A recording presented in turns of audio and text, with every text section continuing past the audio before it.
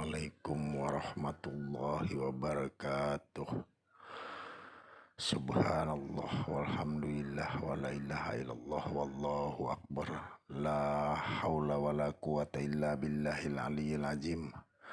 Selamat berjumpa kembali dengan YouTube channel Latikatan. Jangan lupa subscribe, nyalakan tombol lonceng notifikasinya, dan selalu share ke teman-teman Anda, saudara Anda, keluarga Anda agar membawa manfaat bagi orang banyak. Di sini kita tidak bermaksud untuk menggurui atau merasa lebih pintar, karena di sini kita hanya sekedar sharing, berbagi pendapat, benar pakai salah buang. Adapun sesuatu pasal yang dirahasiakan oleh hampir semua guru atau pembimbing pada murid atau anak didiknya karena sesuatu alasan yang masuk akal. Pertama, karena pintu guru sejati itu tersembunyi. Jadi tidak bisa dan tidak boleh asal sembrono mengajarkannya. Kedua, perlu dan butuh dasar ilmu pengertian yang lebih dari cukup sebelum mempelajarinya, karena jika tidak akan pernah bisa paham dan mengerti, bahkan bisa gila atau stres. Nah, kalau tidak gila atau stres, sang guru pembimbing bisa dicap sebagai guru yang menyesatkan nantinya oleh anak didiknya atau muridnya. Jadi kenapa guru itu kadang ada yang dirahasiakan? Karena seorang guru itu mengerti, melihat batinnya itu bercahaya tajam melihat sesuatu kepada sang murid. Sebab itu tidak diajarkan kepada orang-orang yang belum pernah belajar tentang ilmu tauhid atau sifat 20. Kenapa bisa begitu? Sebab perihal ini berisi ilmu-ilmu khusus, pelajaran mengenal diri atau tata cara mengenal yang maha hidup, yang widiwasa atau yang maha kuasa, Allah sang maha pencipta alam maya pada dan semua isinya, seluruh alam semesta. Tujuannya supaya sempurna segala amal ibadahnya. Maksudnya tidak melangkahi kodrat dan iradatnya sebagai manusia wajar. Tentangnya saya akan membeberkan dengan terbuka dan belak-belakan tanpa maksud apapun. Di sini tujuan kita hanya untuk berbagi ilmu. Karena inilah kenyataan, inilah kebenaran yang berhasil saya himpun dan saya dapatkan melalui perjalanan. Ketahuilah, tanpa yang hidup jasad tidak akan ada arti apa-apanya. Dia adalah hanya benda mati yang dijaga dan diutamakan oleh kebanyakan orang di dunia ini. Sedangkan semua tahu bila mati kelak jasad akan busuk dan ditanam atau dibakar. Ini menunjukkan mati ialah bila hidup yang menghidupkan jasad tadi meninggalkan jasadnya. Kebanyakan manusia pada umumnya menganggap bahwa hidup di dunia ini hanyalah cukup makan, minum, bergerak saja, mencari kemewahan, menyelesaikan kepentingan, mencukupi kebutuhan dan keperluan, bekerja, dan lain-lain. Mereka menganggap bahwa jasad yang kasar ini hidup dengan sendirinya, yang membolehkan mereka melakukan kerja-kerja harian mereka itu. Tetapi pernahkah mereka berpikir bahwa jasad mereka itu sebenarnya ialah benda mati yang tidak dapat hidup dan bergerak dengan sendirinya tanpa ada sesuatu yang menghidupkannya, tanpa ada sesuatu yang hidup. Di manakah letaknya yang dipanggil hidup itu? Yang mana dengan adanya yang hidup itulah jasad kita ini hidup, dan sebenarnya ia diam di dalam jasad kita sendiri, dan dialah yang dipanggil diri, sebenarnya diri, dan menghidupkan jasad kita ini. Tapi benarkah kita terpikir tentang diri itu, mencoba mencari dan mengenal lebih dalam tentang diri itu sendiri? Tentunya soal yang akan timbul ialah dari mana diri itu, di mana letaknya diri itu, terdiri dari apa diri itu, dan kemanakah perginya diri itu apabila jasad mati, atau dengan kata lain diri meninggalkan jasad. Dan yang paling penting sekali lagi, bolehlah kita harus bersusah payah mengkaji tentang diri ini, yang sebenar-benarnya diri kita itu. Barang siapa mengenal diri, niscaya ia kenal akan Tuhannya. Benarkah bila kita mengenal diri maka kita akan kenal akan Tuhan? Kita semua tahu bukan bahwa wujudnya ruh, tidak ada seorang pun yang dapat menafikan kenyataan ini, karena semesta yang maha suci bertanya kepada sekalian ruh, siapakah Tuhan kamu? Dengan spontan sekalian ruh menjawab, bahkan yang membawa makna, mereka pun telah mengenal Tuhan yang Maha Esa. Kisah ruh merasuki jasad Adam setelah jasad Adam terbaring, maka yang Maha Suci, Maha Kuasa, Maha Hidup telah memerintahkan ruh merasuki ke jasad Adam. Tetapi sebelum itu ruh telah bertanya, di manakah harus aku masuk, ya Allah?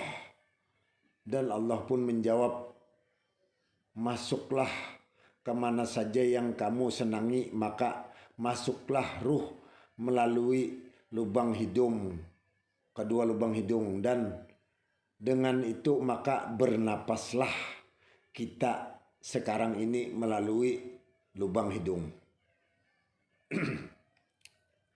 Ini menunjukkan bahwa sesudah ruh memasuki badan maka barulah bermulanya kehidupan kepada jasad, dan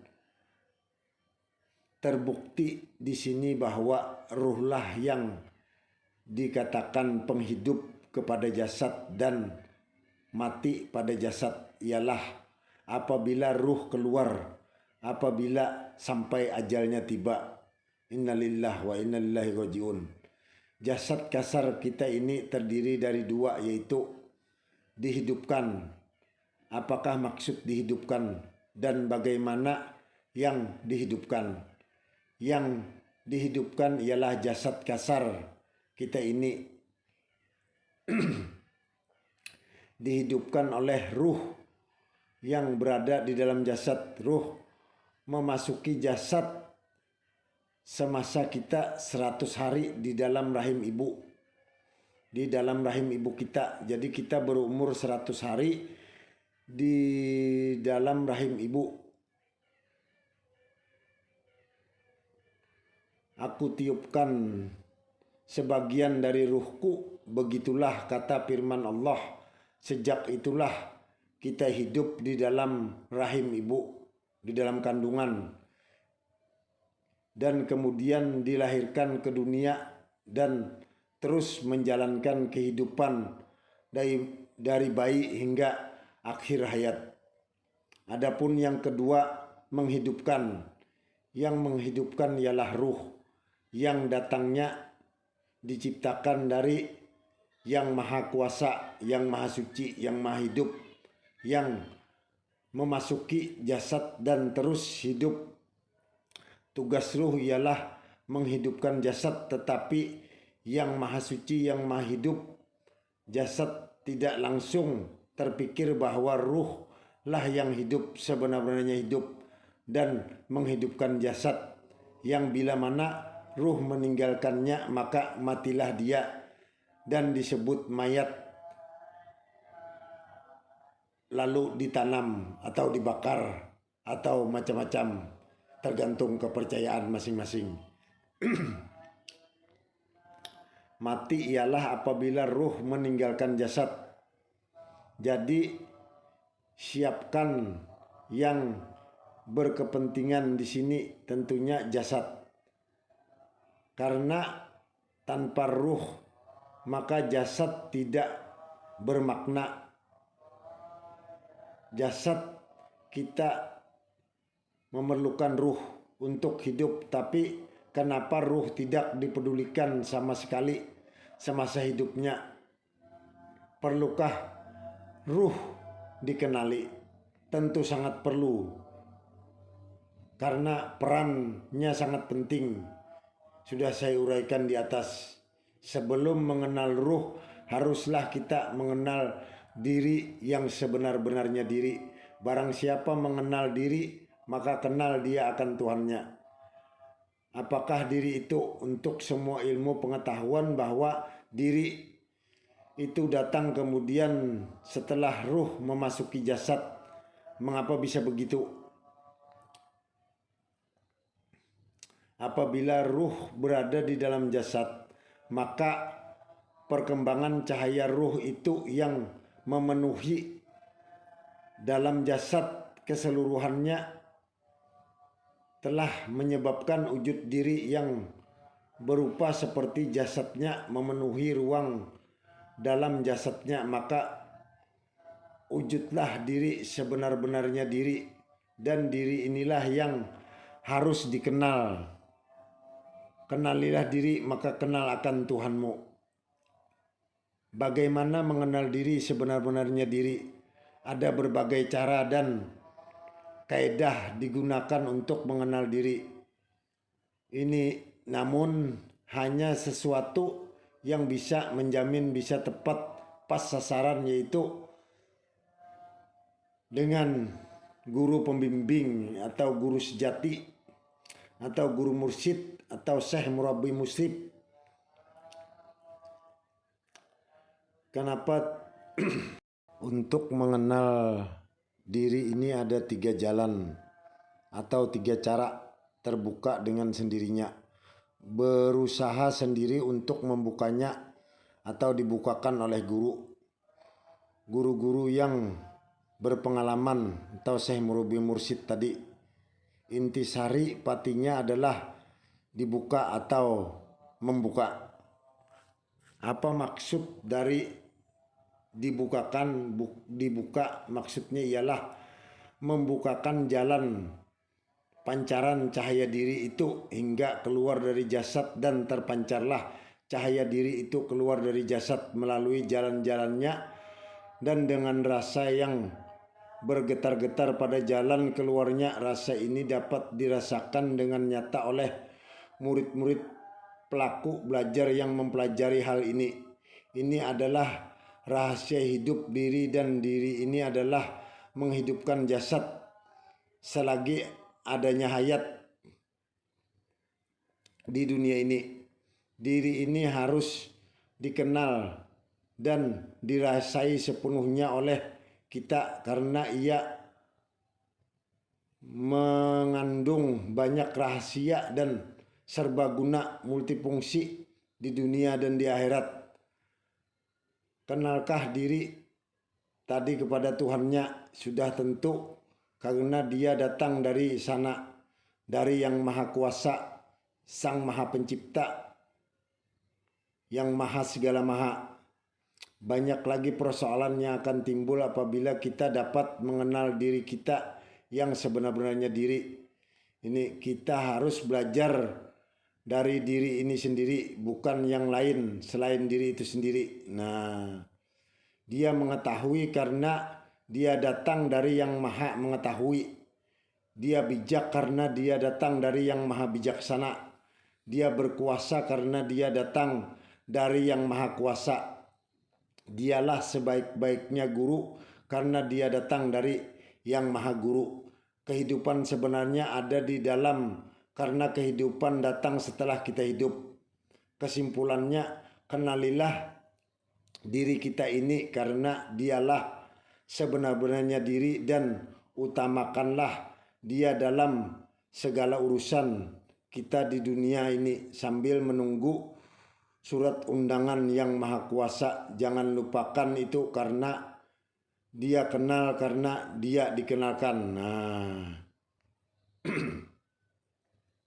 ilmu pengetahuan mengenal diri adalah satu-satunya ilmu pengetahuan yang wajib dan harus diketahui oleh semua manusia hidup di alam semesta tanpa terkecuali. Tidak peduli agamanya, latar belakangnya, latar hidupnya, apapun, karena tiap-tiap manusia hidup membawa jasadnya yang kasar. Nah, haruskah menghidup jasad kita ini kita biarkan saja tanpa mengenali dan merasakannya? Hanya semasa maut hampir datang menjemput baru kita sadar bahwa dia akan meninggalkan kita. Wahai para saudara-saudariku sekalian, jadi haruslah Anda tahu yang sebenar-benarnya diri dan harus kenal apa yang sebenar-benarnya diri. Nah, jadi tiada lagi aku, hanyalah Allah. Hanyalah Allah itu sendiri, dengan berdiri dengan sendirinya. Setelah kita dapat menemui jalannya pernapasan kita yang turun naik itu yang berasal dari dalam, maka dengan mematikan segala tenaga kita, naiknya pernapasan kita itu dengan pengertian kita mulai memakai atau menggunakan tenaga dari dalam, yaitu tenaga yang menyebabkan turun naik pernapasan kita, lancarnya latihan kita, dan sampai kepada meningkatkan pergerakan yang dibawakan oleh daya tenaga yang berasalkan dari jalannya pernapasan kita, bergantung kepada pandainya kita membawakan untuk dapat membawakan sampai atau mengerti, ialah pandainya kita menyerahkan segala sesuatu apa yang ada pada kita kepadanya, yaitu pada yang berdiri dengan sendirinya itu. Dia akan bebas bergerak kalau apa yang ada pada kita telah dipunyainya dan dikuasainya, dengan pengertian kalau tadinya kita menganggap dia kepunyaan kita, maka adalah sebaiknya yang terjadi yaitu jadikan kita menjadi kepunyaannya, kembalikan kepada yang maha kuasa, yang maha hak. Setelah kita, dia telah ada bersama kita dan adalah dia itu kepunyaan kita, karunia atau anugerah yang maha esa lagi maha besar kepada kita. Dia datang darinya dan akan kembali kepadanya, dan adalah kedatangannya kepada kita untuk kesempurnaan kejadian kita, dan tidaklah sempurna kita rasanya kalau kita tidak mengetahui, mengenal, dan menemuinya.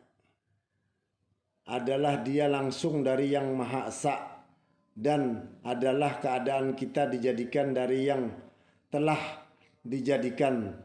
Tingkatnya juga lebih tinggi dari kita karena dia asli original, dan kita dari yang dijadikan. Sesungguhnya yang menjadikan kita itu Tuhan yang Maha Kuasa, yang Maha Esa, satu asal tetapi berlainan keadaan. Dia ada tetapi tiada, kita ada dan nyata. Dia yang telah berada bersama kita, bahkan terkandung di dalam batang tubuh kita. Kenapa kita tidak dapat menemuinya?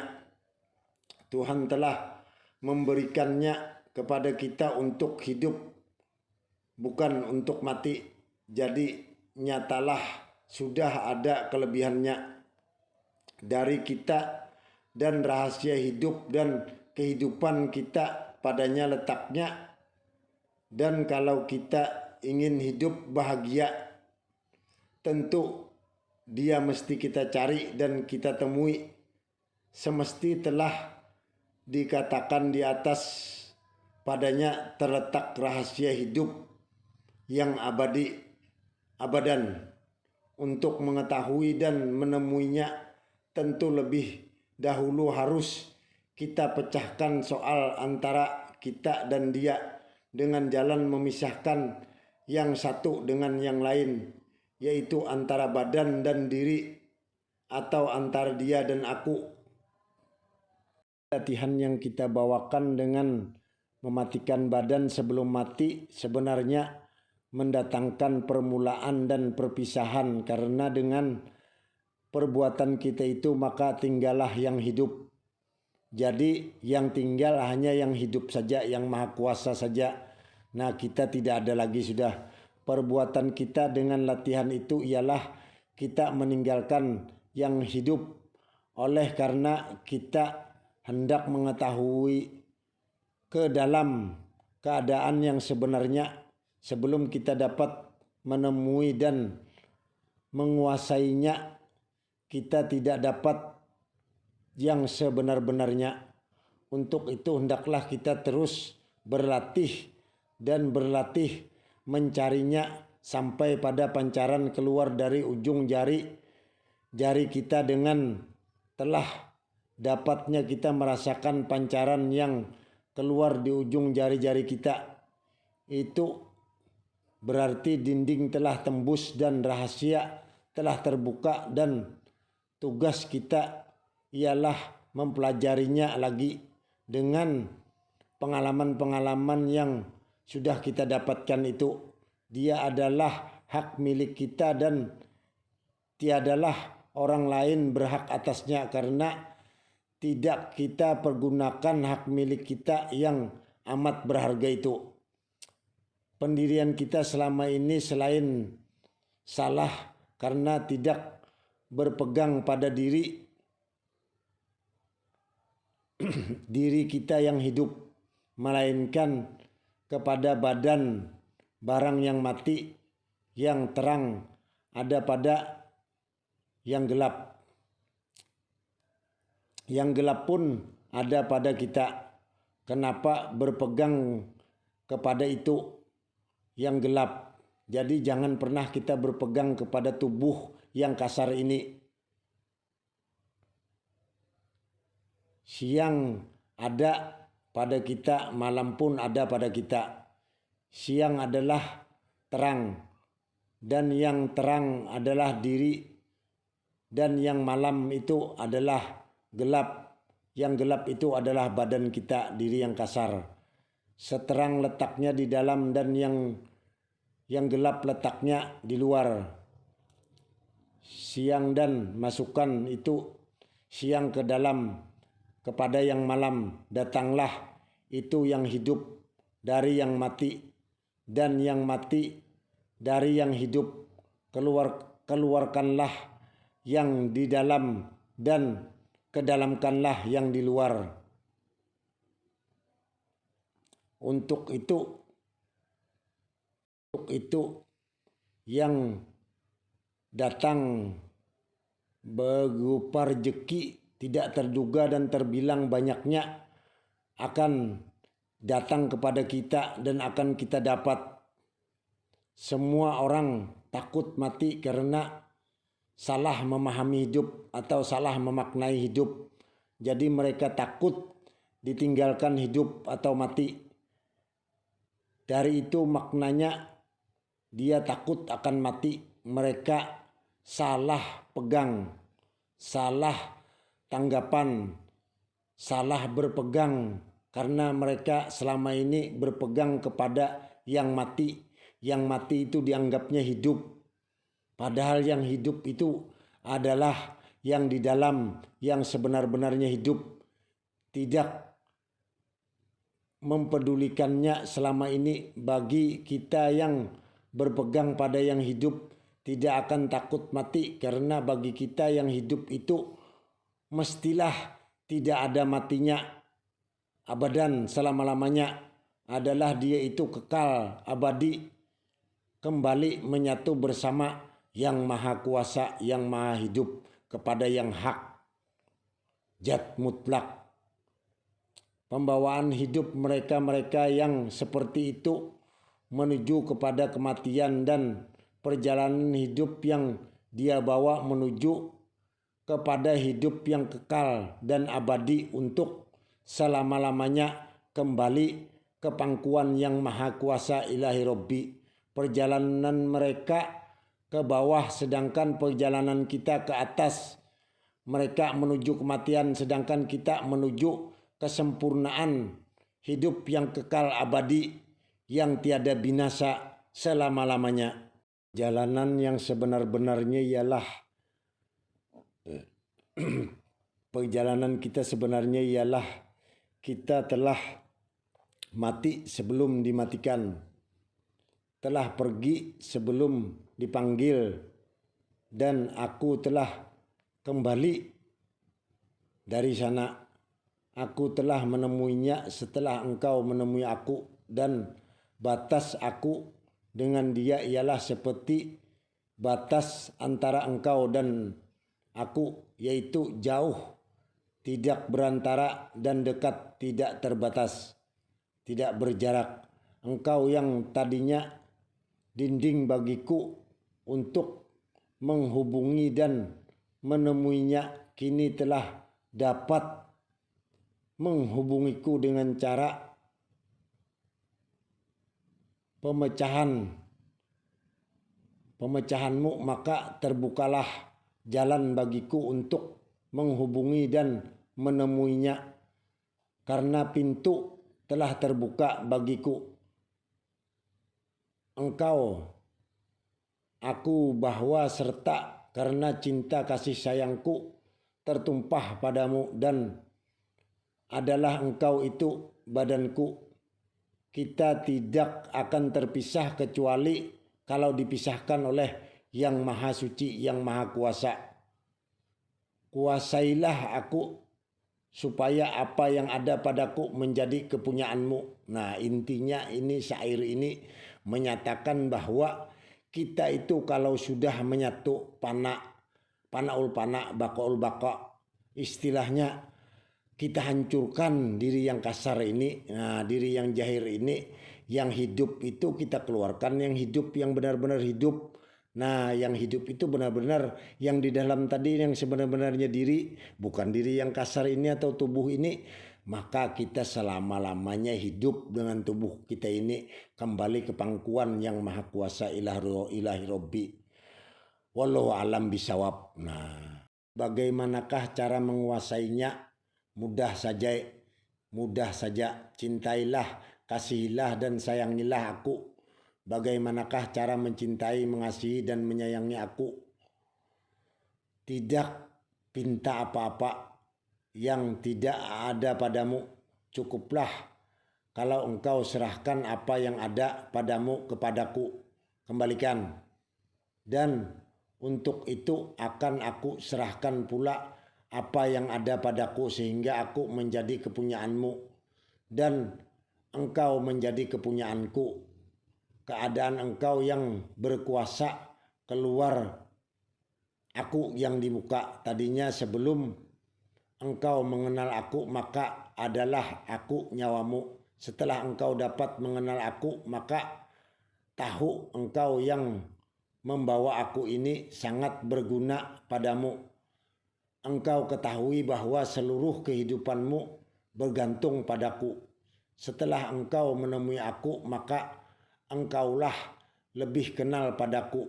Akulah yang akan menjadi engkau dan engkaulah yang akan menjadi aku. Aku dan engkau sebenarnya satu dan memang kita satu. Ilmu pengetahuan yang memisahkan kita. Dan akulah kita. Aku luar biasa. Aku tidak di luar dan aku tidak di dalam. Dan aku meliputi segala sesuatu yang ada. Muhitum fil alamin. Selama ini engkau berjalan sendiri dengan tidak memperdulikan aku. Sedang setelah engkau menemui aku, apalagi kita telah menjadi aku, maka aku dan kalau aku berjalan akan mengikut sertakan engkau pula satu arah, satu tujuan, dan satu tindakan. Selama ini kita berjalan pada jalan sendiri-sendiri. Sekarang kita kenal mengenal satu sama lain. Selapik setidur sebantal sekarang hulu sehina semulia. Keluarlah sama-sama ke bukit, sama-sama mendekati sakit, senang sama-sama kita rasai. Apa yang tidak ada padaku ada padamu, dan ada juga yang tidak ada padamu ada padaku. Engkau selama ini sudah jauh berjalan sendiri dengan tidak mengikut sertakan aku, walaupun aku senantiasa besertamu, berada selalu bersamamu dalam banyak hal. Lambat laun engkau akan mengenal aku yang sebenar-benarnya. Dan adalah perbuatanku bagimu namanya ilmu. Oleh karena aku gaib sifatnya, maka namanya ilmu gaib. Rahasia kandungan telah terbuka dengan hasil dari latihan-latihan yang telah kamu lakukan, yaitu keluarnya pancaran yang terasa betul-betul kepada dirimu, yang melahirkan kita dan yang dilahirkan kita pula. Kita yang telah terlahir itu ialah diri yang berdiri dengan sendirinya, bergerak dan berjalan dengan sendirinya, akan tetapi duduk di tempatnya.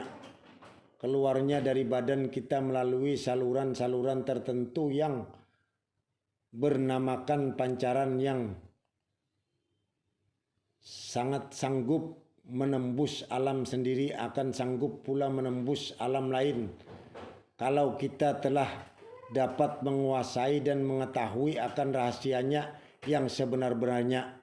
Ibu melahirkan kita sebagai seorang manusia lengkap dengan pembawaan kelahiran kita, mengandung pembawaan itu untuk hidup, untuk melanjutkan jalannya kehidupan kita supaya dapat menikmati kebahagiaan hidup. Maka adalah tugas kita melahirkan kandungan kita, yaitu pembawaan dari alam rahim ibu. Kebahagiaan hidup yang kita alami di rahim ibu semasa dalam kandungan itu ialah dengan hidupnya bunda mengandung, atau dengan dua keadaan hidup, yaitu pertama yang mengandung dan yang kedua yang dikandung.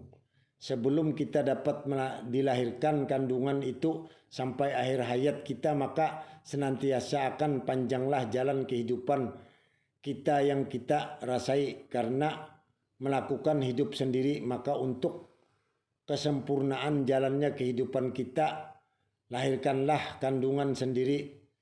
Kelahirannya mendatangkan hidup baru bagi kita, dan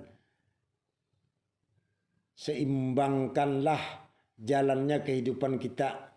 Kita telah bertahun-tahun berjalan sendiri-sendiri mengarungi lautan hidup yang tidak bertepi itu, maka perjuangkanlah jalan hidup yang baru kita dapatkan ini. Bila hidup tidak kita pergunakan, tidak perlu disesalkan kalau satu saat nanti kita ditinggalkannya.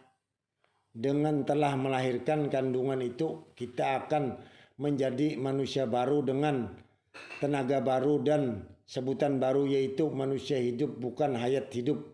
Lanjutan, jadi hidup itu hayat yang hidup. Nah, jadi yang hidup itu hayat. Mengenal diri itu dengan wahyu dan rahmat Allah yang maha gaib.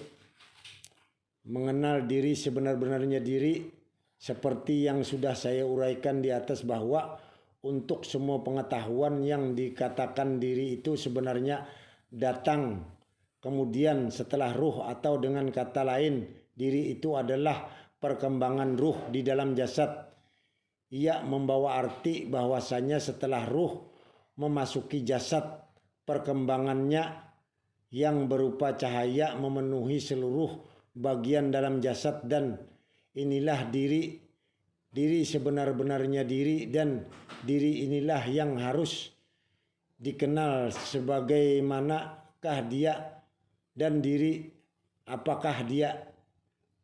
Perumpamaan yang mudah diibaratkan satu bolam lampu di dalam bilik.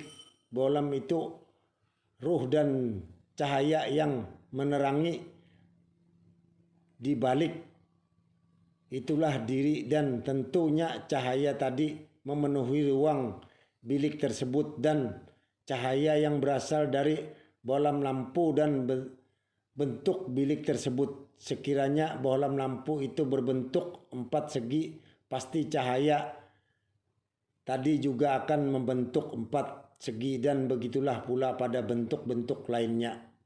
Jadi sekiranya pasti kita paham bahwa cahaya yang berasal dari ruh tadi telah berkembang ke seluruh anggota dalam jasad kita, hingga ia membentuk rupa dan keadaan yang sama dengan jasad. Cuma bedanya jasad terdiri dari daging dan tulang, dan diri dari asalnya cahaya. Ruh cahaya itu berupa aliran listrik yang mengaliri di setiap urat dan saraf nadi jasad yang kasar ini.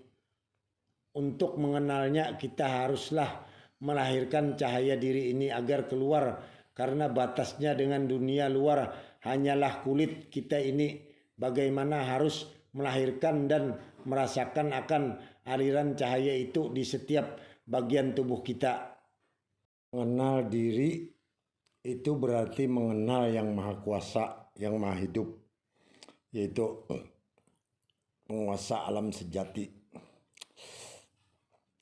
Untuk memahami dan mendalami ilmu pengetahuan ini haruslah berguru, belajar pada yang sudah pernah menjalaninya dan sudah berhasil mempelajarinya.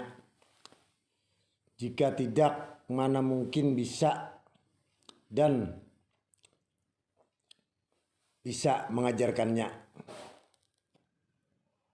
Ya, ilmu pelajaran ini adalah satu-satunya ilmu pengetahuan yang wajib dan perlu harus kita ketahui dan dikaji untuk memperkuatkan iman atau laku kita, dan juga dapat mengatakan kita, meletakkan diri kita supaya kita tidak terjerumus ke dalam kesesatan atau kesyirikan. Iman atau laku serta dapat meletakkan kita kepada Sang yang Maha Suci, yang Maha segala Maha, yaitu Allah Subhanahu wa taala. Jadi tindak tanduk kita sehari-hari tidak salah lagi, karena hidup kita akhirnya beradab, berkelakuan baik, berbudi pekerti luhur. Samping itu dengan mengetahui dan mengenal diri kita juga boleh mempergunakan akan kelebihannya yang ada pada diri kita ini untuk bermacam-macam tujuan dalam mengarungi bahtera kehidupan di dunia yang penuh dengan ujian dan dugaan ini, memperkuatkan ketabahan kita dalam menjalani kehidupan ini apapun yang terjadi.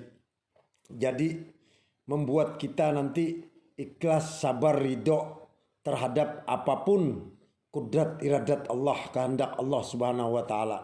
Jadi inilah pintu guru sejati itu tersembunyi.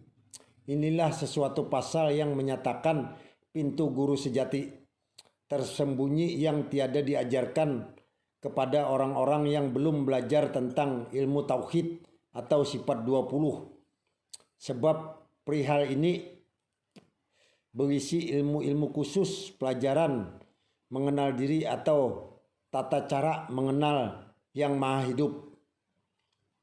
Allah sang pencipta alam semesta dan segala isinya, tujuannya supaya sempurna segala amal ibadah yang dimaksudkan, tidak melangkahi kodrat dan iradat sebagai manusia wajar. Tentangnya mari kita simak bersama-sama. Saya akan mengutarakan dengan terbuka dan belak-belakan, terang-terangan, tanpa tinding aling-aling apapun. Di dalam tulang kepala itu otak, ada otak. Di dalam otak itu ma'al hayat atau air yang hidup. Di dalam ma'al hayat itu ada akal. Di dalam akal itu ada budi. Di dalam budi itu ada ruh. Di dalam ruh itu ada mani. Di dalam mani itu ada rasa. Di dalam rasa itu ada nikmat, tentram. Di dalam nikmat itu Nur Muhammad atau yang hidup. Di dalam Nur Muhammad itu yang maha suci lagi maha hidup. Firman Allah, awallu tajalli jatullah ta'ala bisifatihi, mula-mula timbul jat Allah ta'ala pada sifatnya. Awalu tajalli sifatullah ta'ala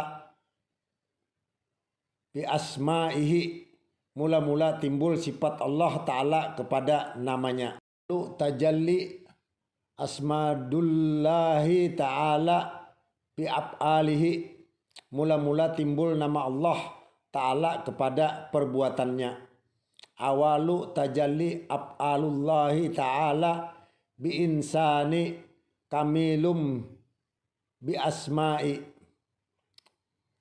mula-mula timbul perbuatan Allah Subhanahu wa taala kepada insan yang kamil, yakni Muhammad Rasulullah sallallahu alaihi wasallam. Qala Nabi sallallahu alaihi wasallam, awalu ma khalaqallahu ta'ala nuri. Berkata Nabi Muhammad sallallahu alaihi wasallam yang mula-mula dijadikan Allah taala cahayaku, baru cahaya alam semesta sekalian. Qala Nabi sallallahu alaihi wasallam, awalu ma ahlakutullahi ruhi. Yang mula-mula dijadikan Allah ta'ala ruhku, baharu ruh sekalian alam, baru ruh sekalian alam. Qala Nabi sallallahu alaihi wasallam, awalu ma khalaqallahu ta'ala qalbi. Yang mula-mula dijadikan Allah ta'ala hatiku, baru hati sekalian alam. Qala Nabi sallallahu alaihi wasallam, awalu ma khalaqallahu ta'ala aqli. Yang mula-mula dijadikan Allah ta'ala akalku, baru akal sekalian alam. Qala Nabi sallallahu alaihi wasallam, ana min nurihi wa ana min nuril alam. Aku cahaya Allah dan aku juga menerangi alam. Awaludin ma'rifatullah, awal-awal agama mengenal Allah. Sebelum mengenal Allah, terlebih dahulu kita disuruh mengenal diri. Seperti hadis, man arafa nafsahu faqad arafa rabbahu fasadal jasad. Barang siapa mengenal dirinya maka dia kenal akan Tuhannya. Barang siapa kenal akan Tuhannya maka binasa dirinya. Man arafa nafsahu faqad arafa rabbahu. la yarifu nafsahu. Barang siapa mengenal Tuhannya, niscaya tiada dikenalnya bagi dirinya. Man arafa nafsahu bil pana pakat arafa rabahu bil baka. Maka barang siapa mengenal dirinya binasa, niscaya dikenal Tuhannya yang kekal. Khalaqtuka ya Muhammad, khalaqtuka asya illa zalik. Aku jadikan engkau karena aku, dan aku jadikan alam dengan segala isinya karena engkau ya Muhammad. Al insan sirru wa anna sirruhu. Insan itu rahasiaku dan aku rahasia insan. Wa ambatanal auhu rabbun al au zahiru rabbun abun. Adapun batin hamba itu Tuhan, dan jahir dan Tuhan itu hamba. Lahin huwa walahin gairuhu. Tiada ia tetap dan tiada ia lain daripada ia. Fahuwa ma'akum aina makuntum. Di mana saja engkau berada atau pergi, aku serta kamu. Wahuwa awalu wal akhiru wal batin wal zahiru. Ia juga Tuhan yang awal tiada berpermulaan, dan ia juga Tuhan yang akhir tiada berkesudahan. Ia juga yang batin dan ia juga yang zahir. Dalam pandangan ma'rifat kita kepada zat Allah Subhanahu wa taala, laisa kamislihi syai'un, tiada seumpamanya bagi sesuatu dan bukan bertempat. Adapun ma'rifat kita atau pengenalan kita akan diri diberikan af'alullah atau ma'rifatullah, kita akan af'alullah lahu la wala quwata illa billah, la haula wala quwata illa billah hil aliyil azim. Datang daripada Allah dan kembalinya kepada Allah jua segala sesuatu, sesuai dengan hadis Nabi yang berbunyi, mutu antal qablal mautu, matikan dirimu, matikan diri kamu sebelum kamu mati. Adapun mati ini ada dua makna. Maka ada bila ruh bercerai dengan jasad, itu mati hisi namanya, atau mati yang sebenar-benarnya. Adapun mati yang dimaksud hadis Nabi yang di atas tadi adalah mati maknawi, artinya mati dalam pengenalan mata hati. Maha suci Allah Subhanahu wa taala, Tuhan Rabbul Izzati, dari upayamu wujudmu supaya aku terang sempurna. Upaya Allah dan kuat Allah dan wujudnya Allah. Billahi lahirlah tiada yang mempunyai dan menyembah Allah, hanya Allah. Begitu sekalian arif billah mengajarkan ibadat kepada Allah Ta'ala. Adapun yang bernama rahasia itu sirullah.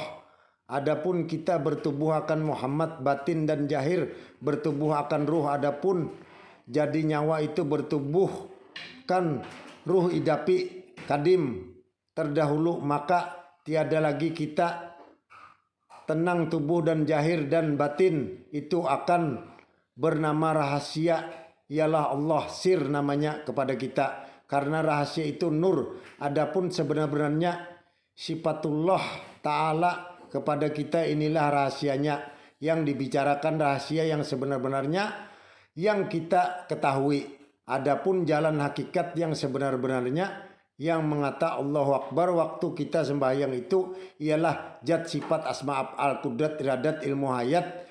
Itu nama rahasia Allah Ta'ala namanya kepada kita. Itulah yang mengata Allahu Akbar. Tiada hati lagi, karena yang bernama zat sifat asma af'al kudrat ilmu hayat itu nama rahasia Allah Ta'ala namanya kepada kita. Batin dan zahir kita akan memerintah diri. Adapun diri kita tadi ialah ruh. Ruh tadilah yang menerima perintah rahasia. Maka berlakulah berbagai-bagai bunyi dan kelakuan di dalam sembahyang. Semua itu adalah perintah rahasia, maka perintah rahasia inilah sirrullah. Karena rahasia inilah kita dapat melihat Allah dan menyembah Allah serta hidup berbagai-bagai. Itulah rahasia Allah kepada kita. Firman Allah, man arafa nafsahu faqad arafa rabbahu, maka barang siapa mengenal dirinya, mengenal ia akan Tuhannya, maka mengetahui ia akan asal Nabi Allah Adam, nasarnya air, api, angin, tanah. 4 inilah yang dijadikan Allah, maka turunlah kepada kita seperti firman Allah Ta'ala, disuruh mengetahui adapun tanah itu tubuh kepada kita, adapun api itu darah kepada kita, adapun air itu air liur kepada kita, adapun angin itu napas kepada kita. Maka berdiri syariat, adapun kejadian air itu tarekat, kejadian api itu hakikat, dan kejadian angin itu ma'rifat. Beginilah kita atau cara kita mengenal diri namanya. Adapun tatkala kita tidur itu adalah perintah Allah Subhanahu wa taala.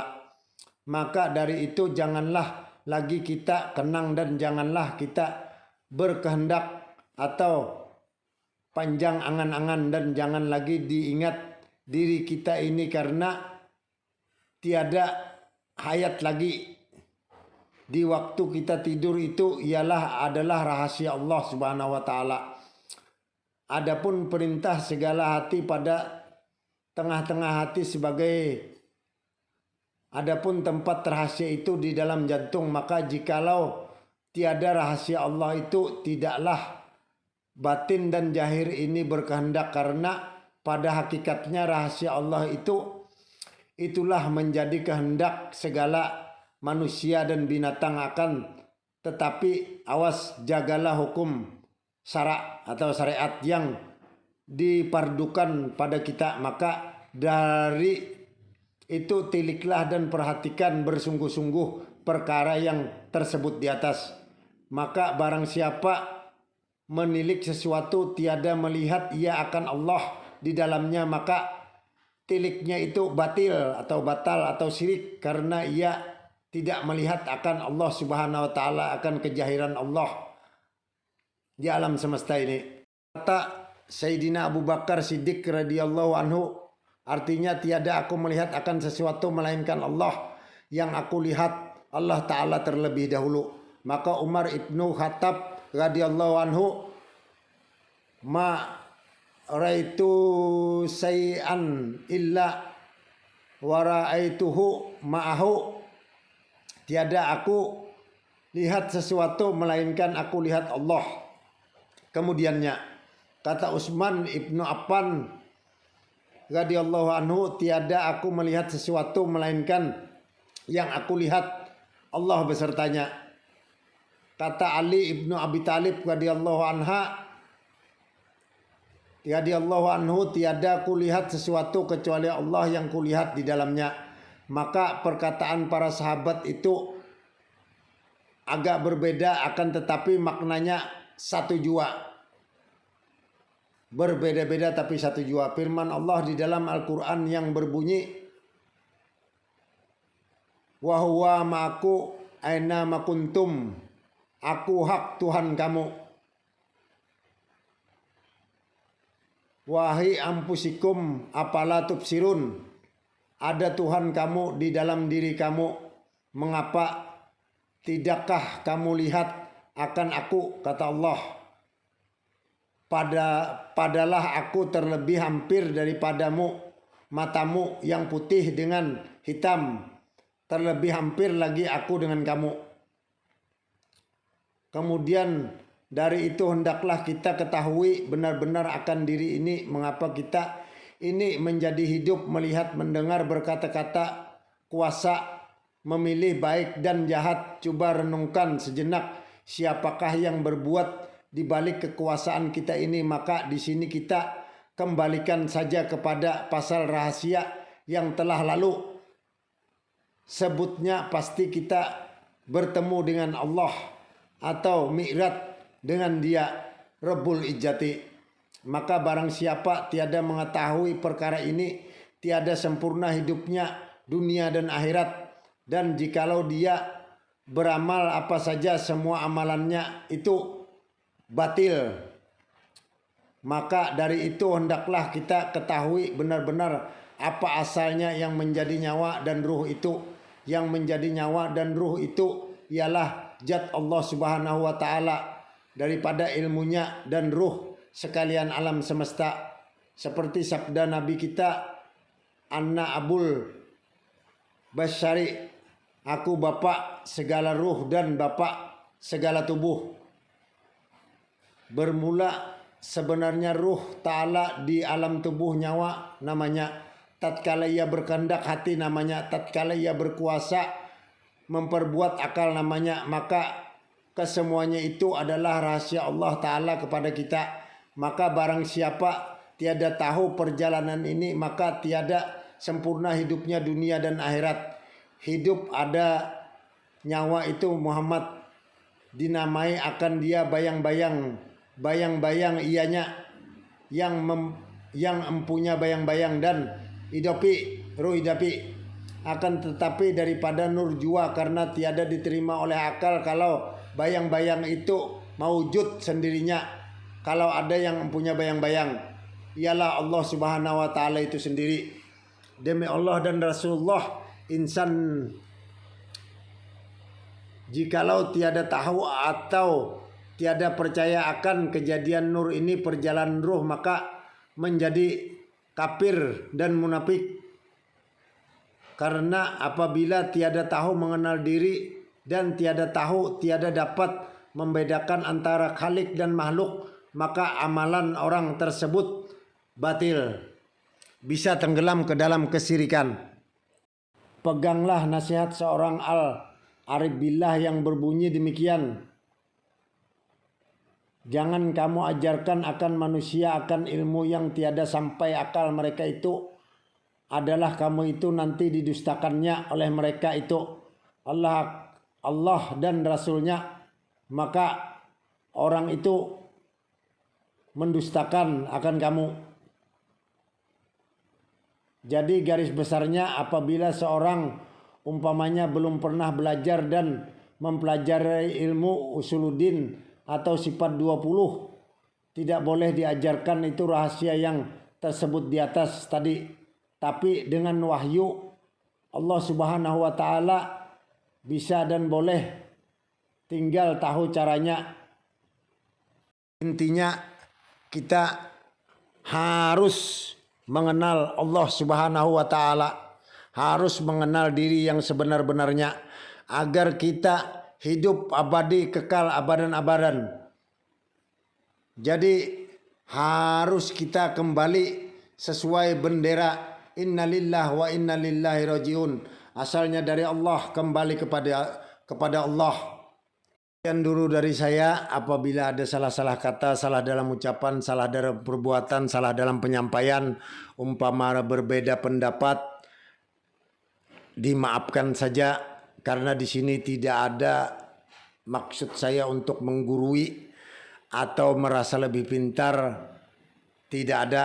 Di sini kita hanya sharing, berbagi pendapat, berbagi ilmu, benar pakai, salah buang. Jadi tidak untuk berbantah-bantahan, tidak untuk bersalah-salahan, hanya untuk berkasih sayang, bercinta-cintaan, saling mengasihi, saling menyayangi satu dengan yang lainnya. Apapun agamanya, apapun rasnya, apapun yang diimaninya, apapun agamanya, apapun sukunya, hendaklah kita saling bercinta-cintaan, berkasih sayang, saling mengasihi, saling menyayangi, saling beradab, saling menghargai. Karena kita ini berbagai-bagai suku, berbagai-bagai agama. Indonesia ini sangat kaya budaya, akan kultur budaya yang luar biasa. Maka dari itu cintailah negeri kita tercinta Indonesia Raya ini. Indonesia harga mati, NKRI harga mati. Cintailah negeri kita tercinta Indonesia Raya ini. Wabillahi taufiq wal hidayah. Assalamualaikum warahmatullahi wabarakatuh. Wassalam. Al-Fakir.